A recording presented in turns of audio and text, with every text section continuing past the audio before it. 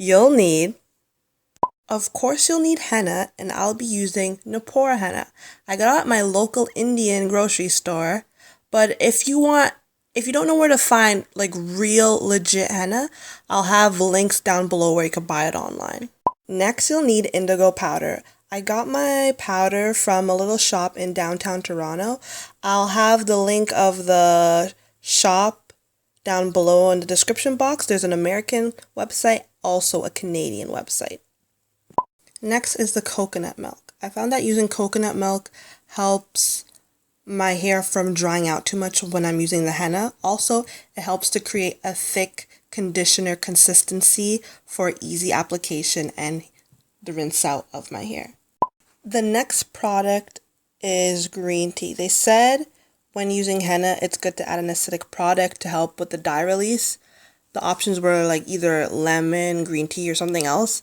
And I found that green tea is just the right amount and doesn't really strip my hair. For tools, you'll need a container. I suggest you go out and buy a container that you don't mind getting stained with dye, because if your mom catches you using her nice containers, you will get beat. I'm just joking. Next is a spoon for mixing. I suggest using a plastic spoon because I'm not going anywhere near my mom's silverware. Next are gloves. Gloves are super important because the henna will dye your hands orange. Trust me, I know, because I forgot to wear gloves one time I put henna in my hair and I looked like a Oompa Loompa for a whole week. I'm not kidding. Next is newspapers, because you want to keep your area clean and controlled because it will get messy. And lastly, I forgot, it's important to wear old clothes, old t-shirts, because this stuff will stain your clothes if it gets on it. So I'm not going to tell you how much henna powder to mix because it all depends how long your hair is, how thick your hair is. So you need to estimate that for yourself. So I mix my henna powder overnight because it takes at least 8 hours for the dye to release. That's right, 8 hours. So I suggest you schedule time to do this, not just say, oh, I'm going to do henna today. No, this actually takes time. The reason we have to apply henna before the indigo is because the indigo cannot attach to the proteins in our hair strands. Only henna could do that. Once henna has done that, then you apply the indigo and it attaches to the henna, which alters the color of the henna, giving you that darkened jet black color. Gosh, you guys, I feel like I'm back in chemistry class.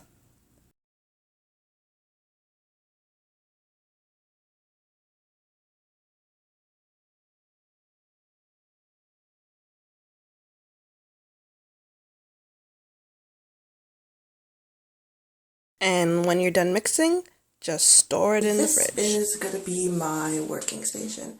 I took off all the stuff off my counter and covered the area with newspaper. I'm just going to do the first section and then, yeah, I'll show you. So you guys see the color? Looks like a poopy diarrhea color. Ugh. It smells okay. I'm used to it. So I've never dyed my hair before. I've used henna to dye my hair, but not like a box dye. I'm trying to just keep my hair as healthy as possible because henna has great properties that helps promote the strength of your hair and the healthiness of your hair. So make sure you're wearing a shirt that you don't mind getting dirty. One thing you'll notice when you wash your henna out, if you are a curly girl, if you have curly hair, that your curls will be defined when you wash out. Like, it definitely strengthens your curls. My hair is already reverting back to its curl pattern slowly. So, when you're done applying this, you have to leave this on for 3 hours. That's right, 3 hours. Like, some people are turned off by henna and just go to box dyes because of the time. But if you honestly think about it, this is way more healthier for your hair, and you could still get really good results. I used to do henna a lot last year, and my hair, like in the sun, would have a reddish tint, but it has faded away, so I don't have the same results for me to show you like the difference.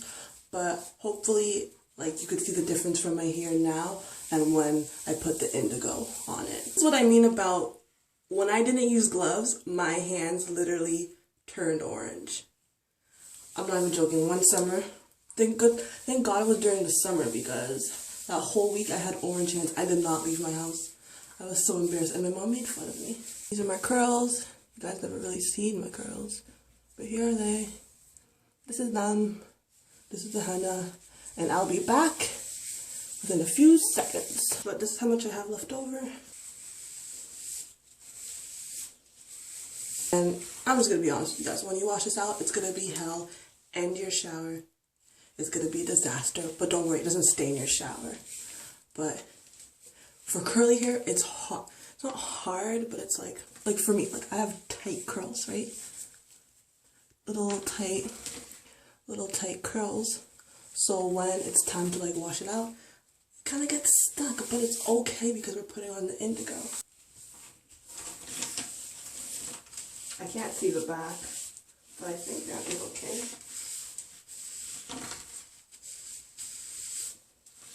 So yeah, if you have dark hair like me, the only thing, like, you won't notice you won't see the red indoors, but when you step outside and the light hits it, you'll have a red tint.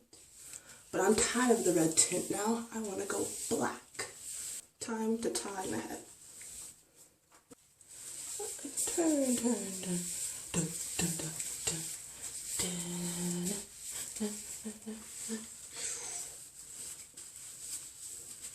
Take it. Same on this side. Spin it. And if you have any more questions, just ask me.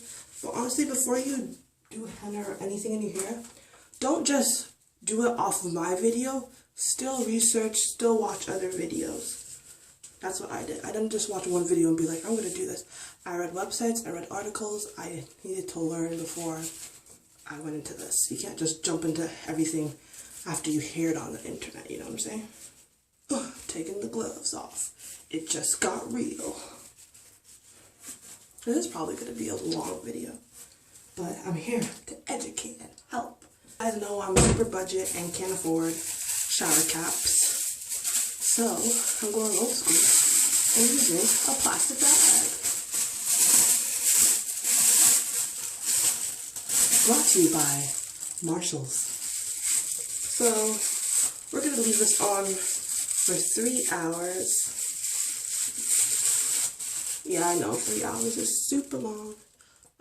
They said if you apply heat, it helps with the dye to set in your hair faster, but I'm not really about that. And I'm just gonna put a hat on my head, maybe to produce my own body heat. So we are done. So if you want to use this for later, just store it in the freezer, and when you're ready to use it again, just let it thaw out and defrost, and it'll still end up dyeing your hair, and you can still end up using it as a protein treatment. And just put it on your head for like 30 minutes and then wash it out, and then you're good. You don't have to like cover it like I did with mine today. That's just because I'm dyeing it. But if you just want to do a quick protein treatment, just a little bit, and then just wash it out.